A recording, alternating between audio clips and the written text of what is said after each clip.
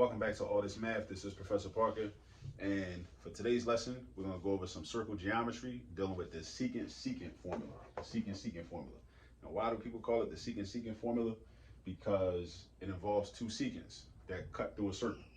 So whenever you have a point outside of a circle and a secant line extends from it, and the secant line is a line that basically just cuts through a circle and hits it twice, like point L and point B. It hits that circle in two different places, point L and point B.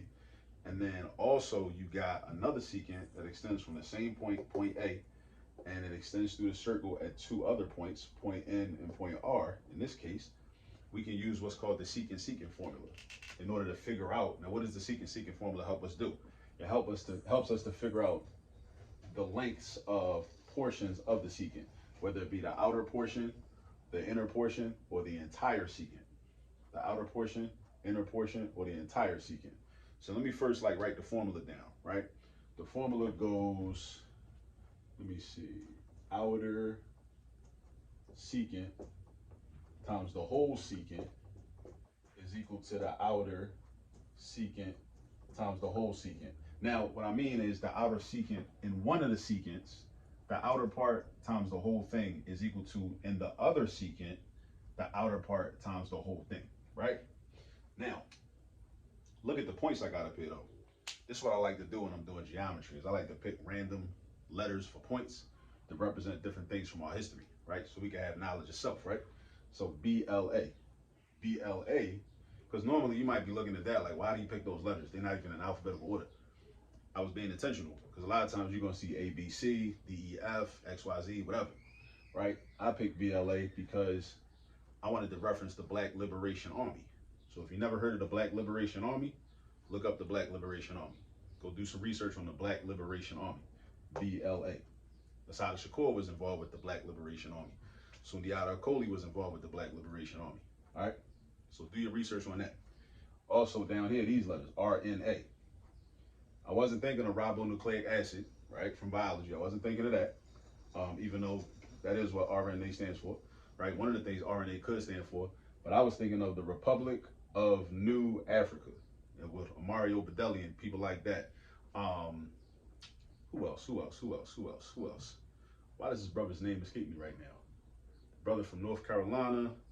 He was head of the NAACP down there, and then he got kicked out because he was a little too militant. He wrote Negroes with Guns, Radio Free Dixie. What's the brother's name? It just escapes me. It's gonna come back to me before I end this video. But at any rate, in this t-shirt, you see all these black female legends on here, right? One of them is Rosa Parks. Rosa Parks is up here.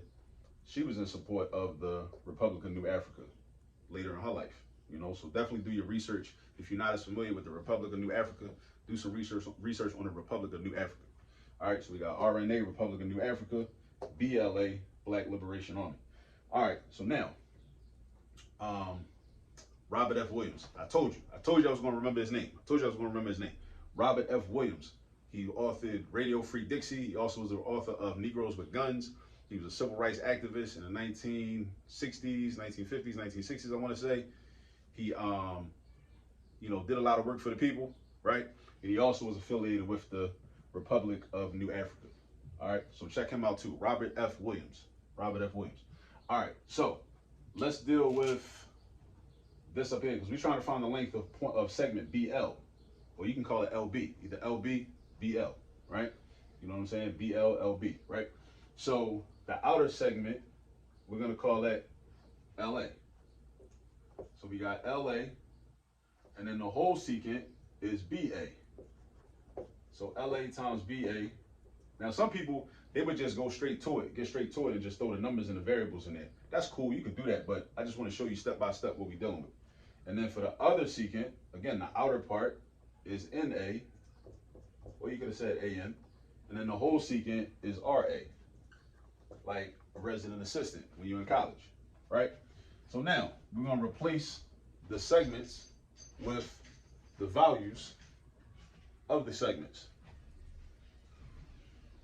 That's what we're going to do. We're going to replace the segments with the values. So what's LA? LA is 11. And then BA is this entire distance. So we have, which will be LA plus BL. So we don't know this length, so we're gonna call it X. So we got 11 plus whatever that is, so we call it 11 plus X. And then NA is from this point to that point, so that's gonna be 12. Replace that with a 12. And then RA is from this point to that point. So we're gonna add these two together, 8 plus 12, 8 plus 12, right? So we got 8 plus 12. So now we have successfully set up our equation. Now I always tell students this, and with geometry, once you set up the equation, basically the geometry is over. Now we're just doing algebra 1. That's really all we're doing. We're doing algebra 1. We look at the picture. In geometry, typically this is what happens. You look at a picture, and then you have to decide what theory, what postulate, what corollary, what rule, what law you're gonna have to use that represents the relationship between the parts in the picture, and then you use that information to create an equation. And once you create an equation, right, now the geometry is basically over. Now we're just doing algebra. That's all we're doing. All right, so now we're gonna do some algebra. We're trying to solve for X. So first thing I wanna do is I wanna get rid of these parentheses. So on the left-hand side, I'm gonna distribute this 11 to everything inside. I'm gonna distribute this 11 to everything inside.